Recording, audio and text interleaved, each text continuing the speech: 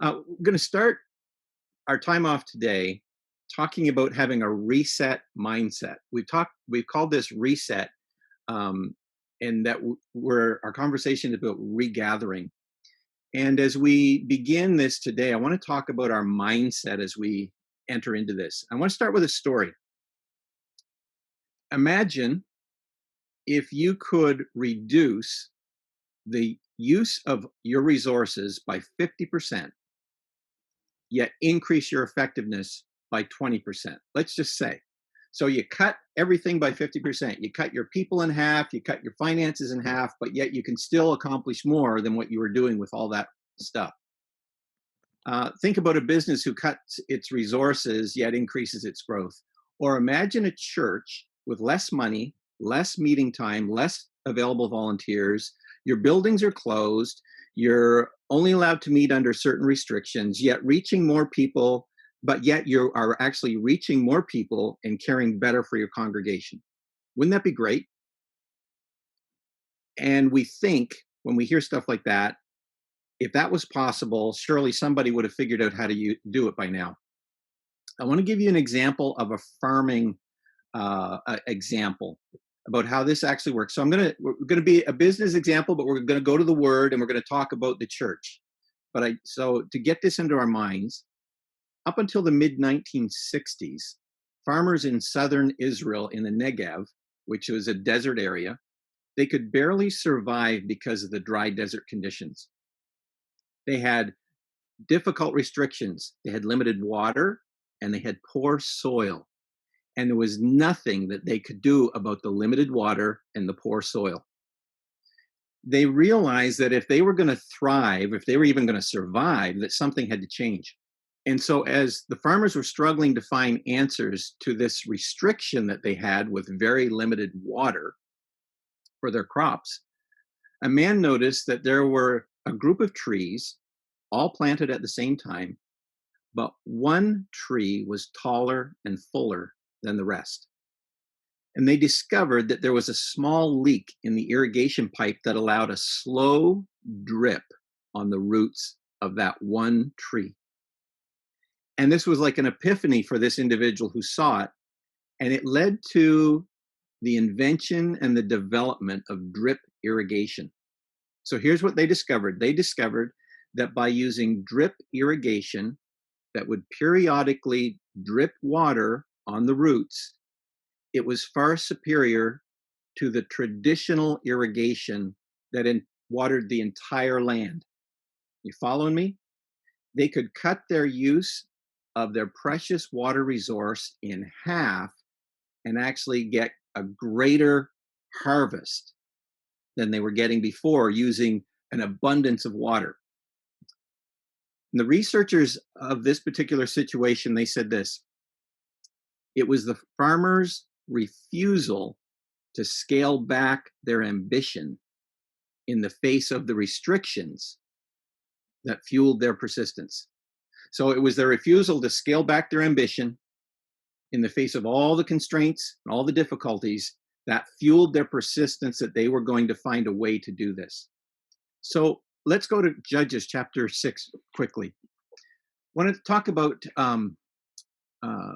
Gideon for a minute. The situation that Gideon was in.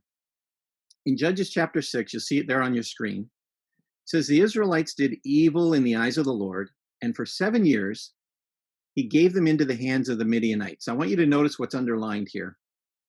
Because the power of the Midian was so oppressive, the Israelites prepared shelters for themselves in the mountains and the caves and the strongholds.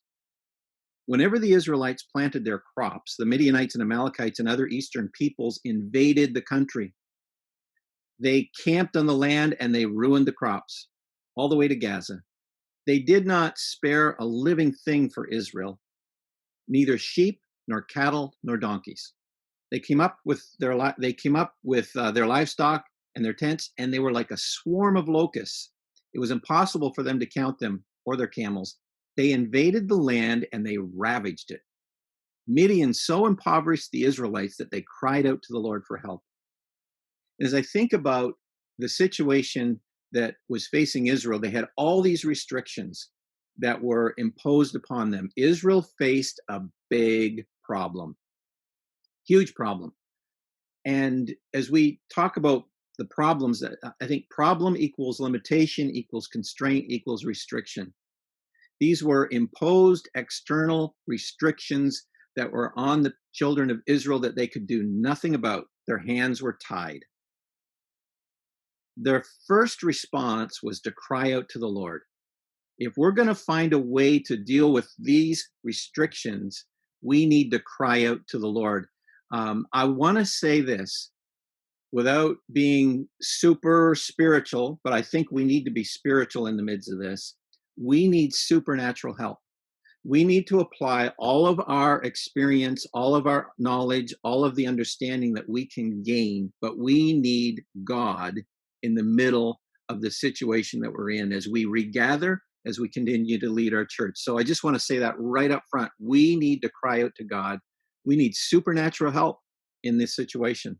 Now let's go to Judges chapter 6. I'm going to move pretty quick to get to a couple of key thoughts.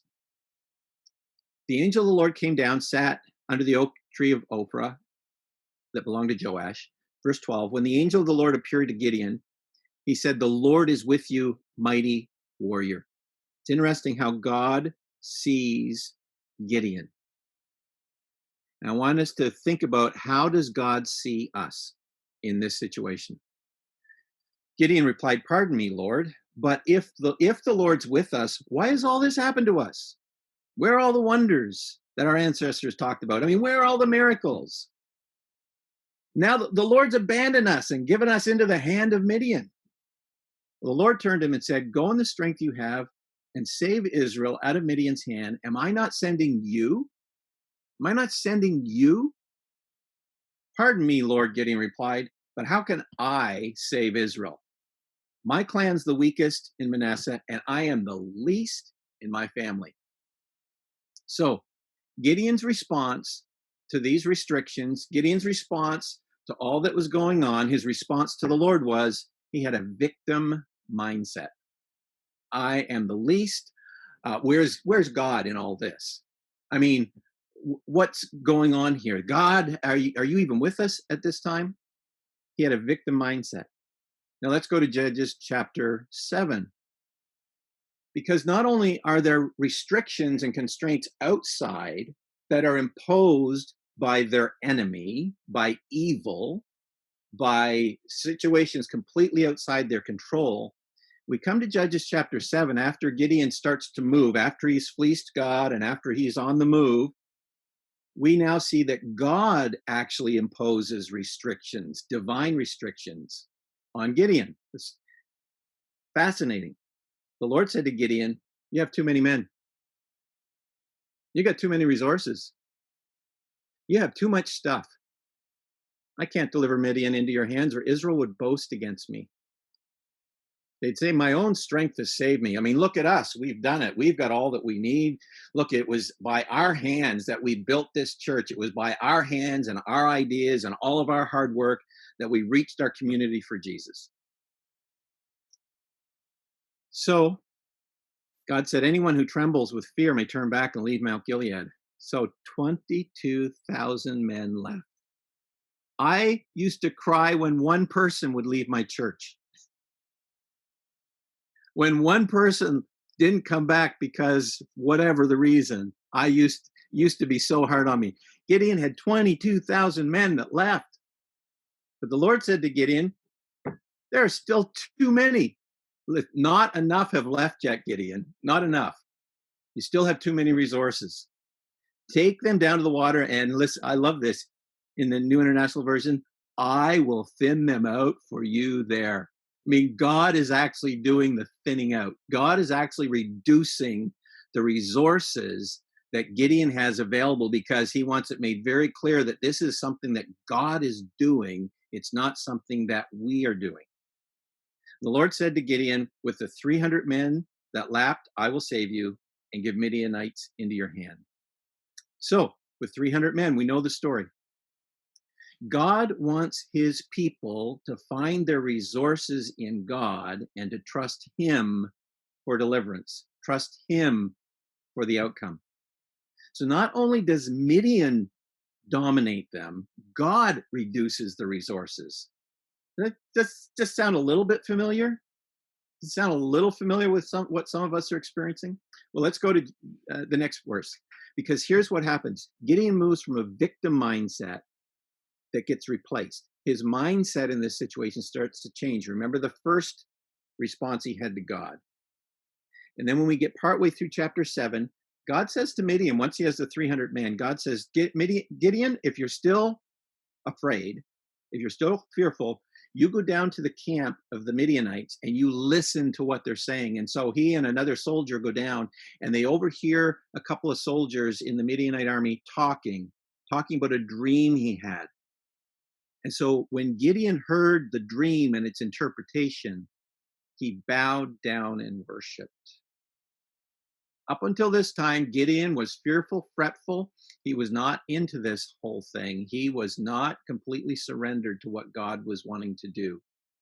But when he heard this dream and interpretation, he bowed down and he worshiped God.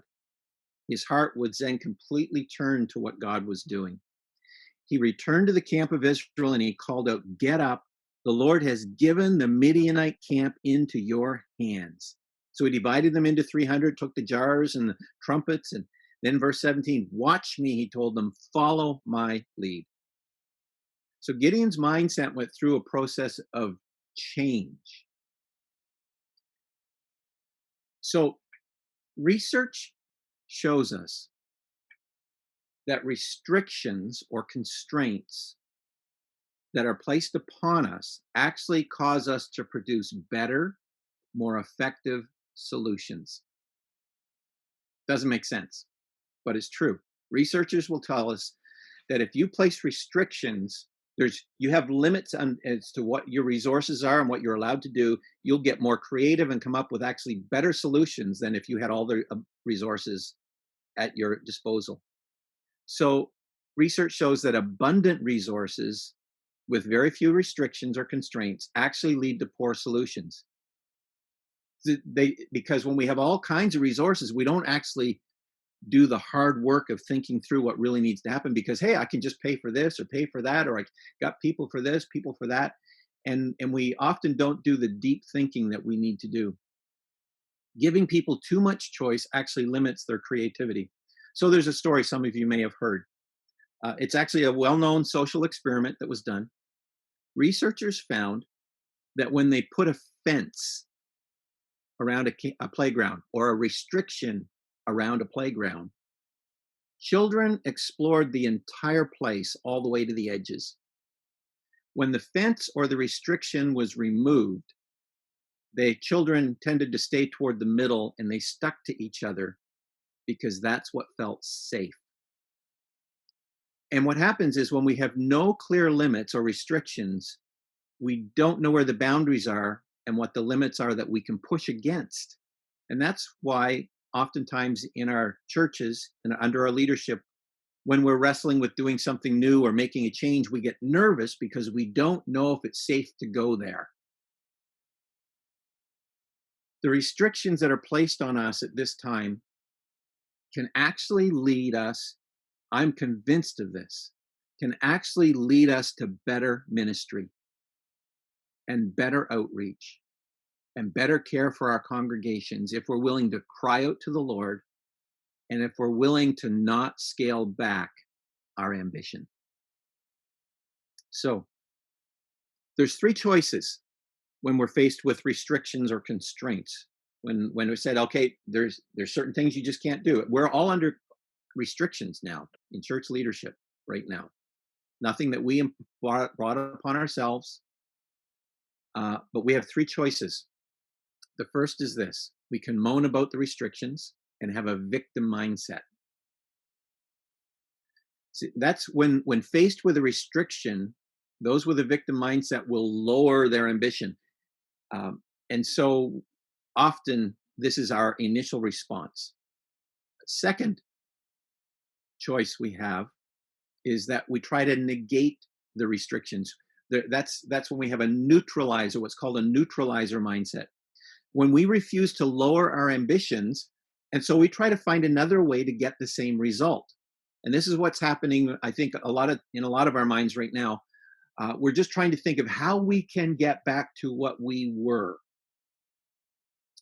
And when we start to think maybe there's a way through this so I can get back to what I had, that's kind of a neutralizer mindset. It's good, but there's even another step. Is when we embrace restrictions to open up new opportunities. This is called the transformer mindset. When we use the restriction as an opportunity, possibly even increasing our ambition, or you could say increasing our vision or our hopes for the future. So while exploring possibilities, we find solutions that move us beyond where we were before the restriction.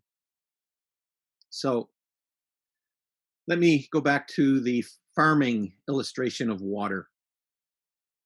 Let's say, you and I, we have gardens and we experience a shortage of water.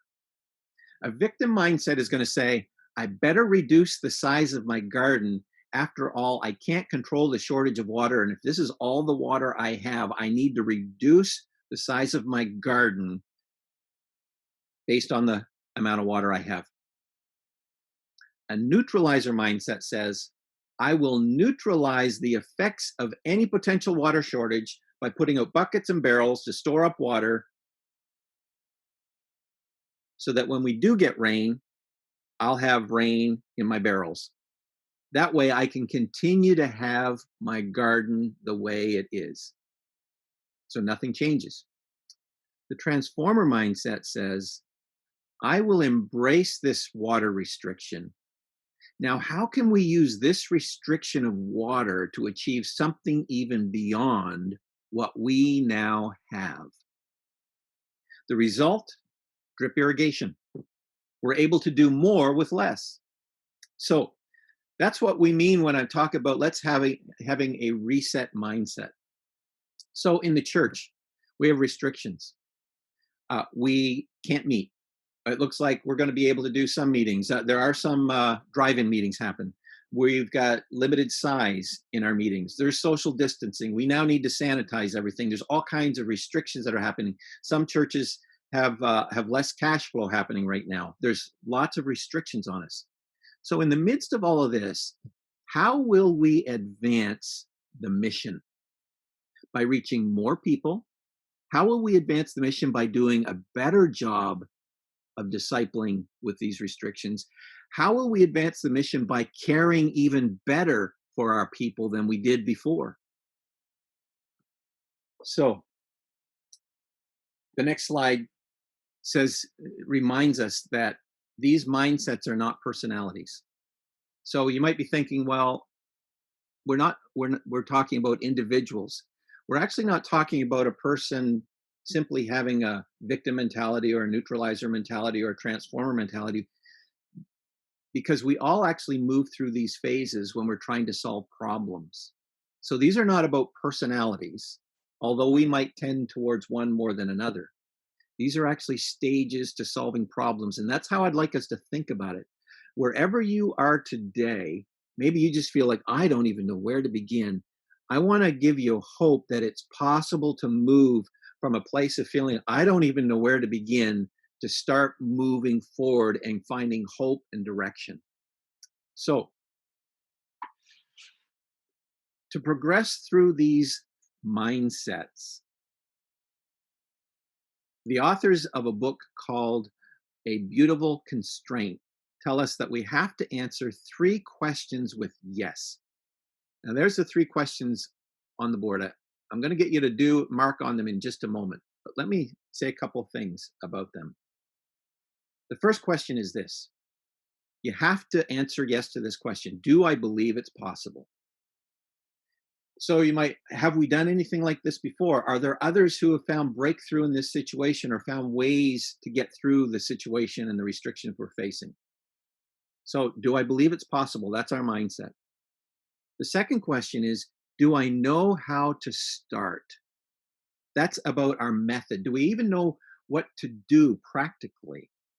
And the emphasis here is on start, Because when we're faced with constraints and restrictions, we don't know what the whole answer is. But if we can just figure out the first couple of steps, and then we can figure out a couple more, and then we can figure out a couple of more, we'll start the journey. We've used the phrase in our executive room sometimes when we're working on things. Hey, we're going to build the plane while we're flying it. That sounds like dangerous thing, but sometimes you have to do that. Or we're going to build the bridge while we walk on it. And sometimes you have to build things as you go.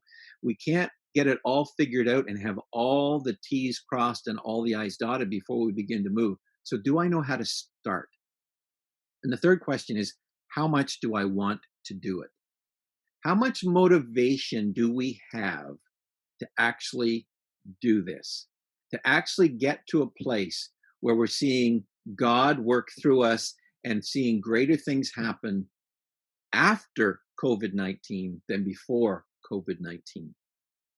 How do I feel about this challenge? And am I prepared to push through the challenges? And we will have to answer questions we don't even have answers for. Those things are going to happen. So here's what I'd like you to do. These are anonymous, so I want you to be completely honest. On your screen, if you go to the top of your screen, you'll see a button called View Options. I'm going to ask you to make a mark on this screen. Go to the very top, you'll see View Options. Click on that. And then if you go down, you'll see Annotate. It's near the bottom. Click on Annotate. And then you'll see a bar come up and click on Stamp. So go to Annotate and then Stamp. Click any one of those. And I want you to stamp where you are. Are you low, medium, or high in believing that it's possible? Yeah, use the stamp, not the draw. There you go. Yeah, where are you? Are you low, medium, or high believing it's possible? Are you low, medium, or high in knowing where to start? Maybe you have no idea where to start. Maybe you're just boggled right now. How much do I want to do this? Maybe you're highly motivated, or maybe you're just plumb wore out right now and you don't have much motivation. We're just looking for just be honest. That's great. All kinds of check marks here. That's great. So we have some who don't know where to start. Maybe they're lacking some motivation. There might be things going on in your lives or the situation you're in right now. Most people seem to be marking pretty high on most things. And then there's some who are in the middle. And I would like to say it doesn't really matter where you are now. Our hope and prayer is that through getting together today as a start and through you seeking God and working with your team, that you're going to be able to move through a progression of moving from low to medium to high to being able to say yes to these things. Yes, I believe this is possible.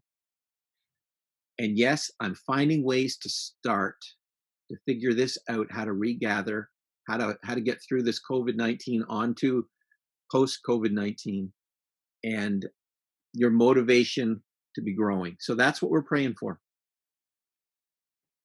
So we're going to get to some comments in just a moment. One last slide. We're just going to quickly go. I know we've gone through this quick, but you're going to get this all sent to you, emailed to you afterwards. The last thing, just a few random thoughts I want to throw out there that come from the book, A Beautiful Constraint. They suggest walk in stupid every day. I love that. Walk in stupid every day, meaning each problem is best solved from a place of humility. Fail hard. If you expect breakthrough, you will have to accept failure in the journey. Third, the best ideas come right before the deadlines. Because we stop, and the reason is because we stop screening out novelty. We get to the deadline, it's like, well, we gotta make a decision. We just have to go. And sometimes when the deadline's a long ways out, we procrastinate and we don't actually do anything about it.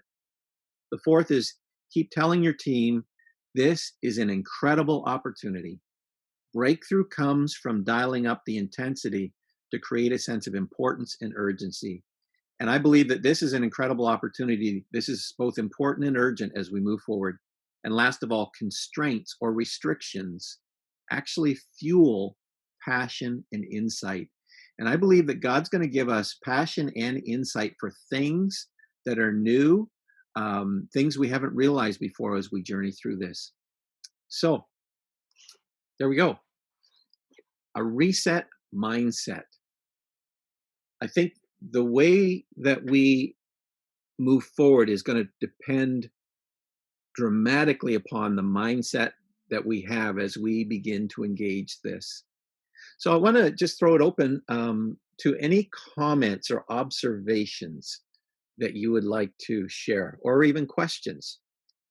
Um, Perhaps it's where you're at on this scale of the answers to the questions, where you're at and why you're there, or comments about mindset.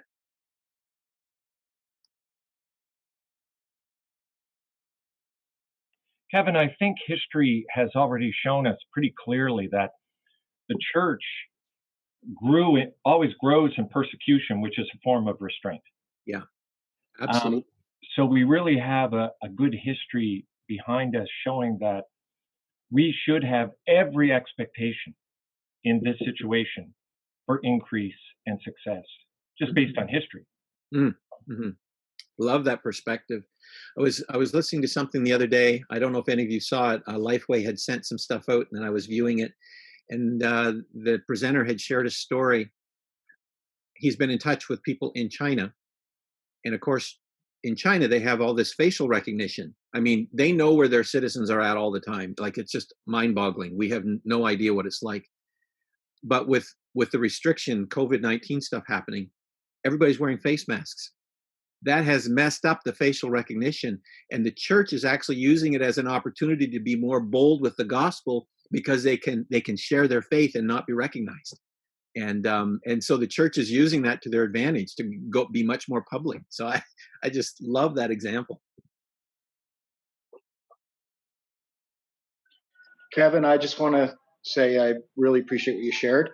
And those two principles, one of God dependency and God's ability, and the issue of humility.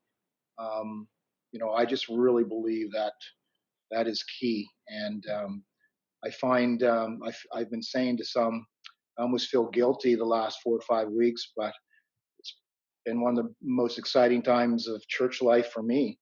Um, and I know that I measure that with the difficulties that our province in particular has faced, of course. But at the same time, um, there's been some excitement, um, and I guess it's the lack of predictability that's refreshing, Mm, which mm. has forced greater God dependency. So I just really appreciate that message. I think that's an exciting message, and I think you're right on the money. I think there's incredible opportunities here and coming. Mm. So it's really good to hear that. Appreciate that, Scott. Yeah, and I just want to say to everybody on the call here, like, you might feel like Gideon. Like, you just might feel like you're down in the wine press, and boy, I don't know how I'm going to deal with all that's going on. But it and these are not just glib words. This thing has really gotten into my spirit the last couple of days as I've been working on this. Like, God is going to make a way in this. He's going to help us. He's going to lead us. Yeah. And today on the call, Jim is going to get into some really practical, specific stuff to pay attention to. Um, and so we're definitely gonna go down that road today. And to do that, one of the things that I really want to encourage us is make sure that, or not make sure, that's the wrong way to put it. My prayer and my hope is that we are thinking not just about getting back to what we were doing, but that God is using this as an opportunity for us to pivot to something greater for Him and His sake. And I've begun asking that question for myself in this role and for our district office, because I somehow believe that there's got to be some things that shift for all of us as well. And how are we going to move through this and see God do greater things through what we're doing as well? Kevin, I've wanted to say this a couple of times in our other meetings that we've had previously.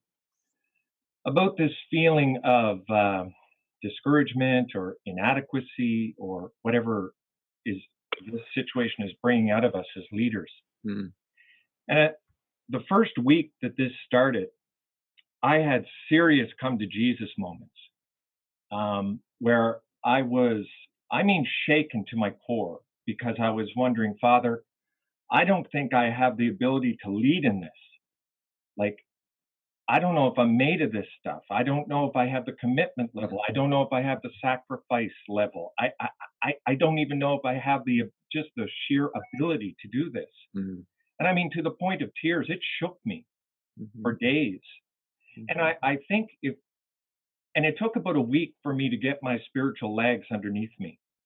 God grant me listening and God giving me those scriptures and even some people called out of the blue and gave some scriptures to me that they didn't know what I was going through. But it was a serious week of reckoning about what I felt I was capable of doing.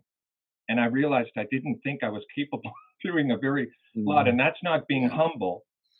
That's just being honest. Mm-hmm. And watching God build that up in me over the last, what's now 5 weeks, I think, or whatever it's been. And it's come through prayer. That's the only place we're going to get it. Mm-hmm. We have got to hunker down and get into a serious routine of prayer. If we haven't already, hopefully we have. But many of us, I know how busy ministry is, and it just gets put to the side. Mm-hmm. But it's through prayer and honesty that we're going to be able to be built up. Mm-hmm. And like someone said previously about being able to lean on each other and stuff like that, it's just so important because who's ever walked this before? Yeah. Yeah. Like whoever saw this coming? Mm-hmm. And there's more coming. Mm-hmm. So we really need to find out and get okay with our sense of weakness and God's ability. Yeah. So I just wanted to say that. Yeah, that's so. I agree. I agree with that. One of the things that's been stirring in my heart over the last few weeks is just to be hungry and thirsty for Him first. It's not about methods. I know we need we need the practical stuff. That's all part of the journey. We get that. I don't discount that. You all know me well enough that that's that's kind of where I tend to hang my hat a lot of the times. But it's got to be a spiritual hunger in our own hearts if we're going to see a spiritual change being taking place within our congregations, our people, because I can't take anybody where I haven't been. And I've got to have the hunger and the thirsting in my own heart and the walking with God and hearing Him. Well, I'm really glad the conversation shifted this way for a few moments. Because we've got to be people who are hungry for Him, thirsty for Him, and if nothing ever changes, that we are walking with Him, because as we walk with Him, the rest of that stuff will figure out. If we're not using it, prayer is never an excuse for being inactive. People who use prayer as an excuse for being inactive have missed the whole point. Prayer is to bring us into the heart of God, so we know what His heart beats for. Maybe just to follow up a little bit about what Keith was sharing too is I find in the last 6 weeks since it all started, I really felt the need to pray. It may sound selfish, but I don't think it is. But to pray for me, Yeah. Yeah. I used to pray a lot for the church, and it seems like there has been a shift in the last 6 weeks. I really need to feed myself and to pray for me so I can give and do what the Lord called me to do. And at first, I kind of felt weird, Well, it's I have I don't know. I feel more comfortable to pray for others than for me, but I really felt that what was needed, and that was what the Lord wanted me to do. And so just to Wow. yeah, That's so good, Luke. I've been so encouraged by our weekly prayer meetings. I mean, that's just one thing, but I certainly pray that more of that's happening in your own lives and your own congregations as well. Blessings. I'm going to turn this over to Rebecca, I think, or Jim. It's me. Hi, everyone. I'm glad you're here. On your next slide, you are going to see 9 topics. We really want to be able to provide information and resources that are really helpful to our pastors. So we're looking for your feedback. And on the next slide, you're going to see 9 topics. And using the annotate feature again, we want you to let us know what you'd like to see for the next Reset webinar, what you'd like us to focus on. So I just want you to be ready. I want you to make one click next to the topic that you would really like us to focus on next. So don't go click happy, just one click. Remember, your responses are anonymous, and we will screenshot that, and it'll just help us give us some direction on where we should go next. So there's going to be 9 blocks on your screen. And so as you go through those, just select the one that you'd like us to focus on. So here we go. So we have painting your digital front door, creating a financial action plan, enhancing our community engagement and impact, continuing online engagement, capturing your online guests, engaging youth and kids in the post-COVID reality, conducting effective drive-in services, leading your board and or leadership team into reentry, and what is a micro church?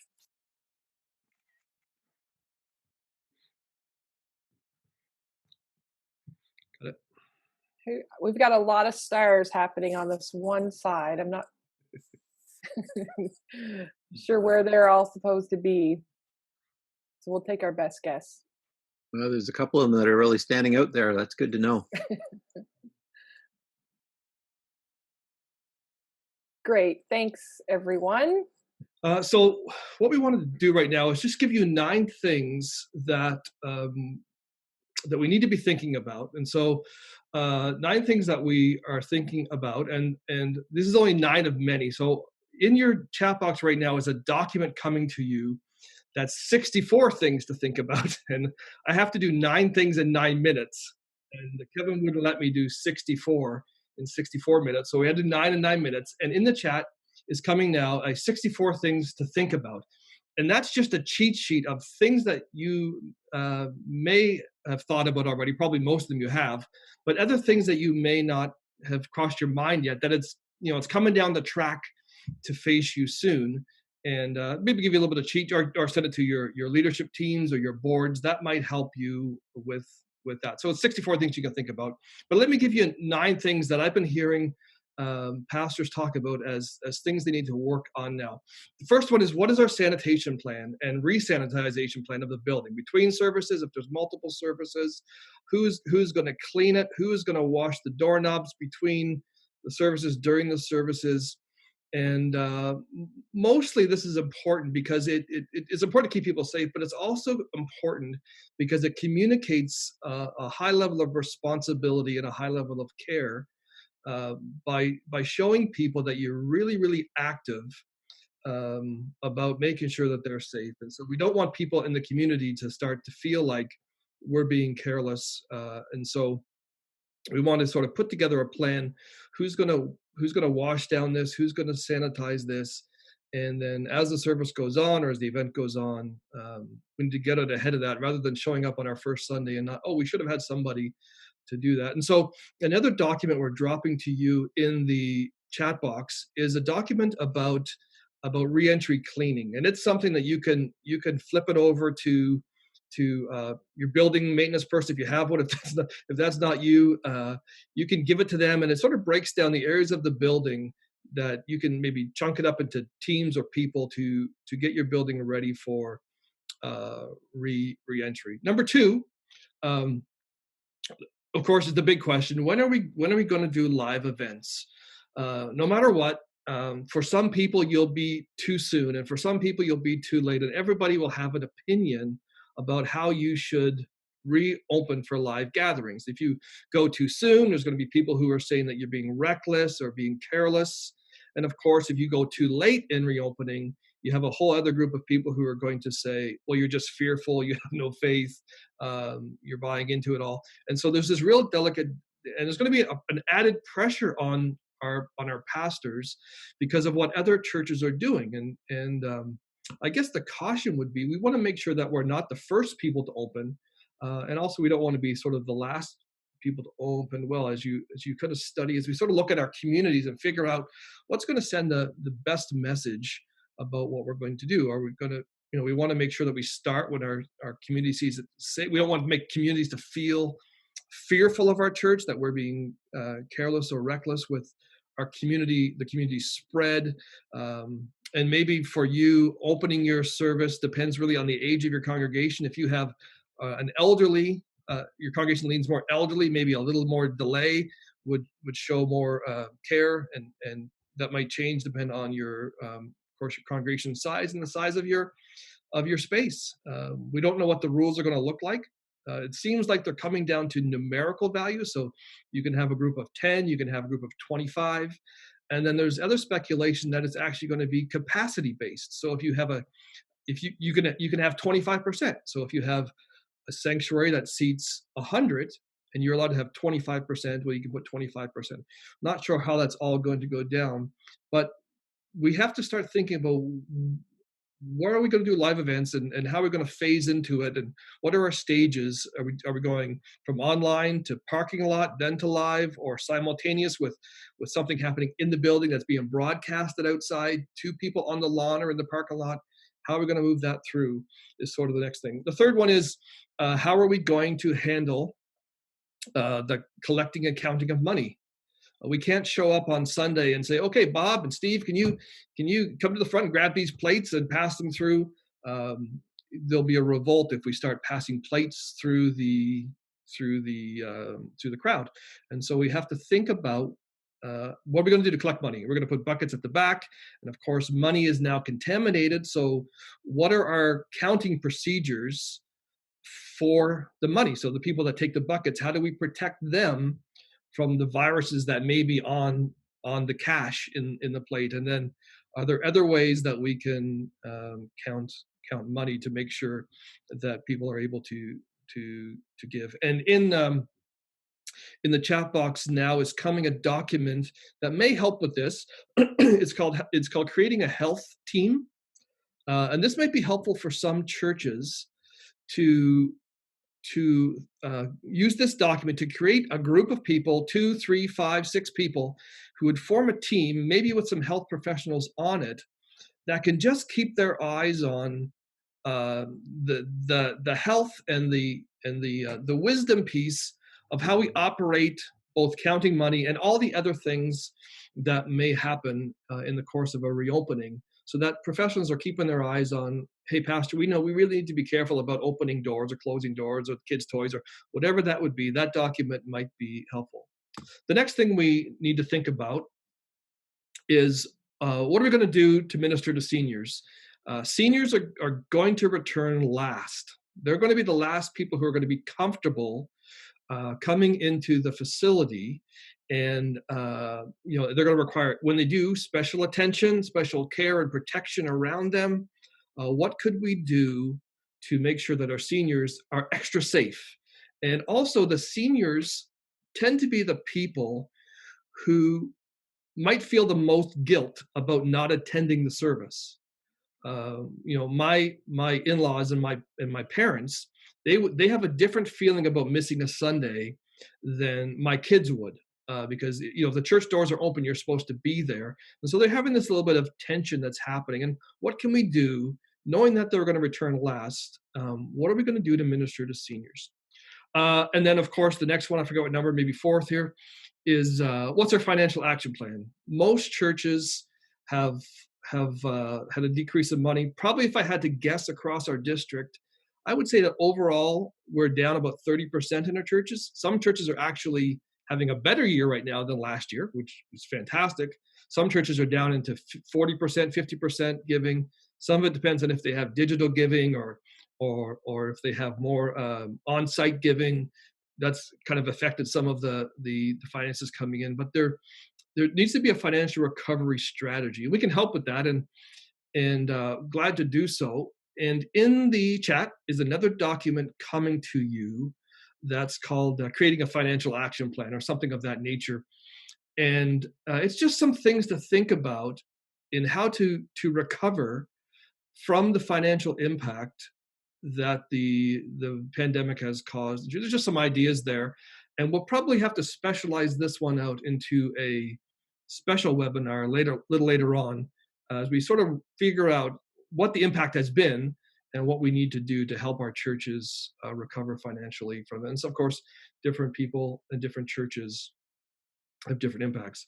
Next one is the big question: what does a touchless service look like? And more importantly, creating the touchless service is not as much of a challenge as communicating to people ahead of time that this is a touchless service. So the people in your church who are the huggers or the handshakers, to get out in front of that before it starts becoming a problem. And some of those people are like, this is no big deal, just give me a hug. So, for example, my mother pulls into our driveway this week. She doesn't come in the house because of the virus, but when my boys come outside, it's come here, give Nanny a hug. Don't be so scared, like, don't be ridiculous. And so she hugs all three of my boys. Coming in the house is too risky, but hugging the three boys, well, that's just silly to not hug. And so getting out ahead of people who like physical contact is very important, because there's a new reality now about touching. We've all been in grocery stores now where we have walked too close to somebody and they've huffed at us or they've scolded us because they thought that we were 5.5 feet away instead of 6. And so how do we sort of get out the messaging that we're a touchless environment? The meet and greet time is gone. Bob at the front door who handshakes everybody, even the best of friends, that has to stop for now.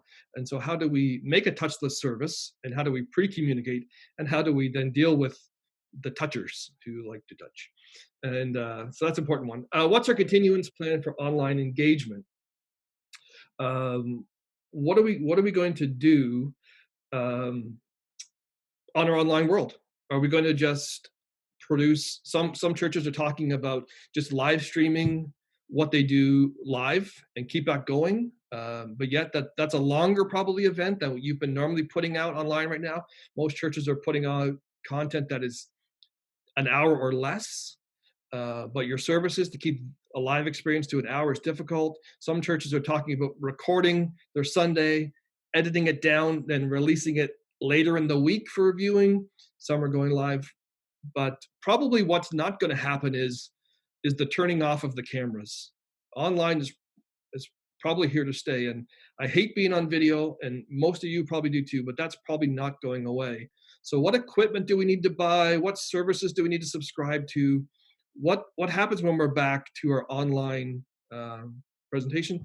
And then what do we need to start communicating now and repeating later? So that's an important question for us to ask. What do we need to start doing now? People are wanting to know what the phases are and how are we moving through them. So are we going to go from online to parking lot to groups of 10? And regardless of what the government restrictions are, we have to make our own decisions. So if the government says, okay, you can have 25 people right now, that doesn't necessarily mean that we should jump in and have a 25-person gathering. I think we need to be a little controlled and show people that we're being really responsible. And then if that's going to be our phases, how are we going to communicate that so people know, so we can get out ahead of the rule breakers, ahead of the no big dealers, ahead of the conspiracists, ahead of the huggers, ahead of the public messaging that might come out from the community. What can we start communicating now that gives people, hey, okay, there's a plan and it's a safe and responsible plan? You might want to say, listen, we're not having any services in our building until October, no matter what. But it's the communication piece of that. So we're working on some resources for that for you now. And in the chat is coming a document it's a fake letter to your church. So you could use something like that to sort of break the ice on what's coming down the track toward the congregation. So the letter says things like, hey, when we get back together, it'll be, the policy will be that we will have to wear masks. Everybody's going to wear a mask if they're going to come to church. Now, that might not be a rule, but that little letter template might give you a starting point to think about, okay, if you tweak that, you might be able to use it to a Facebook post, an email, a letter that might help your church kind of, okay, this is what pastor's thinking about our services. And then you can sort of deal with, it's ridiculous to have to wear a mask. That's so you can get out ahead of it. So it's a communication piece. And then the last one is, what are we going to do about kids in nursery? This is a big thing, because it's probably not likely that in our first live gathering, even if it's 10 or 100, that you're going to be able to have kids in nursery programs. And so the thinking has to be, well, what's the entertainment plan for the kids? We all have family services. We know how difficult it is to preach in family services because there's lots of clutter and noise. Well, this is every service now. So do we have to make snack packs? Do we have to make activity packs for kids? Do we have to have do we have to change our service length because now we have all ages in the room that might not be able to go the 2-hour distance and we have to back it up to an hour? What are the things that we could do because we can't have kids in nursery services and activities? Okay, I'll just choose one. It was mentioned that when we are able to come back together and meet with people, we really need to pay attention to responding to those in our community who are mourning loss. Let's not lose sight of that because it takes 18 months or so for people to grieve, and they're grieving alone. And what an incredible opportunity for the church to touch these people who may or may not even be connected with us, but to touch the ones who have lost loved ones during this time, whether it's to COVID or something else. Yeah. Great opportunity for outreach. Yeah. Grief is a real thing in this. Good point. In the season. Okay, Jordan, what you got something you can pick out of your gang? We've captured those things, but just one. Yeah. So one of the overarching things was, as we come back, no matter what we're doing, and like was mentioned before, rather than going back to what we've always done, is each step of the way as we have restrictions lifted and such, looking at everything through the lens of connection. So not necessarily, okay, we need to get back together to connect in a large group, but is there other ways we can do that along the way in smaller groups and not rush back into that large group setting? Good. Yeah, that's great. Andrew Bauer. Can't find you on my screen here, but you're here, I think. I am here. Okay, go for it. Yeah, so just to choose one, I guess it would be having an entrance and exit plan as far as how people come into the building and how they leave the building, and potentially, especially as they're leaving the building, have prioritize seniors first. And which for our church would be 80% of the church anyways, but prioritizing the seniors first or vulnerable persons first. But even, entering the building, talked about, maybe one of our greeters or some of our greeters, rather than being inside the building, being outside and just holding the door open so nobody's touching the doors and so on, but just standing outside, welcoming people in, holding the door open, but just thinking through the flow in and out of the building. That's good. That 64-item document that I sent at the top of the talk there, I wonder if there's a way that we could make that an open document that everybody can start, because that's one thing that's not in that document, and there's probably dozens of things like that might be helpful. We'll think about that. Okay, Tim, thoughts from your group, Tim? Lots of good thoughts. Just to sort of put 3 of them together so people in my group will know what I'm doing. 3 of them together is the idea of how are we going to reinitiate physical type of ministries? So things like altar ministries, communion, singing. How do we, or laying hands on someone, anointing them with oil, all that kind of stuff. Like how do we reintroduce those sorts of ministries? Yeah. Another important thing to see coming out of the West is, how are you going to do worship services when singing is banned? Singing moistly is not allowed. What are we gonna do about that? I don't have any answers. Just throw it out there. Nathan, I can't find you on my screen. This is I'm right here. okay. There you are. In my group, we spent the first half of the time talking about building sanitation, and in particular, when people are there on Sundays, what are we going to do about washrooms? We ideally should have them cleaned between every visit, and then if depending on the size of our facility, we may have to lock down certain aspects of the facility to control entrance to, like, you come through the foyer to the sanctuary, there's one or two washrooms that are accessible, and then you go back out, so that we don't have such a massive, group of people and facility to clean and to maintain and all that kind of stuff. So we spent some time talking about that, other things, but that was one of the big things we talked about. Great, good. I've dropped in for a few minutes on some of those groups, and it was very interesting. One of them I found interesting was I had made the comment, seniors will come last. That's not necessarily true, depending on the senior. Some seniors are like, "Oh, enough of this. I'm going back to church," and some of them are like, "I'm never going back there again." So just interesting. Over to you, Kevin, for the wrap up. Oh, yeah. Thanks, Jim. Welcome. I hope you found this just an environment to percolate your thinking. One of the things that we wanted to achieve was just getting the conversation happening to help those who are trying to figure out where do I even start, and to give opportunity, because some people have already done a lot of thinking about it, and it would be a great place, even as they share their ideas, that the rest of us can learn from. So we really want these to be environments where we can share knowledge with each other. So for those of you on the call and you think, well, we've been reading and looking at all this for the last number of weeks at our church. We need you here because we need you to pour in and pour out what you know to help others. So there's going to be opportunities for that coming as well. So we really hope that everybody takes opportunity to join us on these calls. We need everybody's contribution because we have some incredible, we have a wealth of knowledge resident in all of our minds when you put it all together. And the more that we can share that, the more it'll be helpful to each other. So thank you everybody for being here. We're going to be evaluating our meeting, thinking about how we can make it better and improve. If you've got suggestions, fire them along. We're trying to do everything we can to make these beneficial.